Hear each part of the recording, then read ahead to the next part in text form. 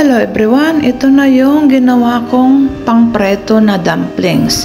Yan, ipapakita ko kung paano ako magpreto.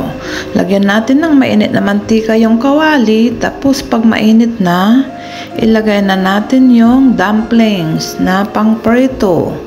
Yan na siya mga lalabs, ganyan ako magluto ng pan-fried dumplings. Ito ay request ng aking alaga.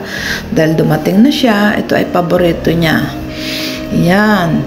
Lagyan natin ng mantika tapos nilagay na. Tapos yung flour or cornstarch. Magtimpla tayo. Lagyan natin sa bowl tapos lagyan ng tubig.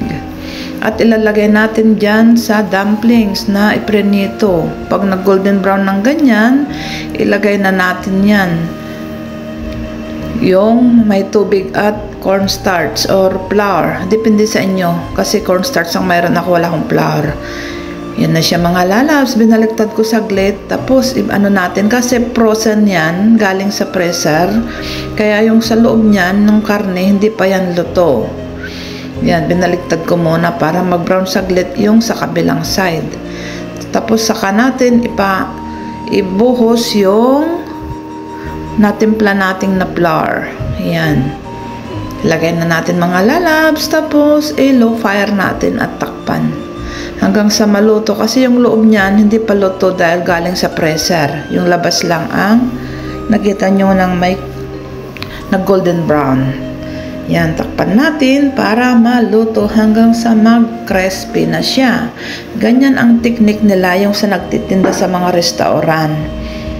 Para crispy, nagtataka kayo siguro, bakit crispy? Anong inilagay? Nilagyan nila yan ng konting flour, tinimpla yan sa tubig. Yun ang sekreto nila. Ganyan lang mga lalabs. Mamaya pwede na yan. O, diba? Crunchy na siya.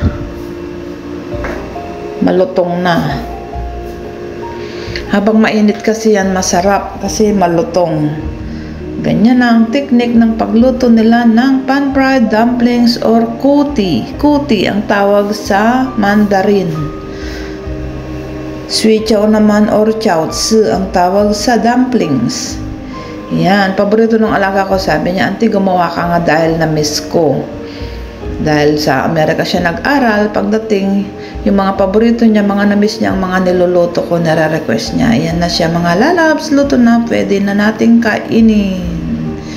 Yan, crispy na siya kasi bagong luto. Ganyan mga lalabs ang sekreto ng mga nagtitinda ng fried dumplings. Enjoy watching! Kain na tayo mga lalabs. Yummy, yummy! My homemade pan-fried dumplings. Bye-bye! Thanks for watching!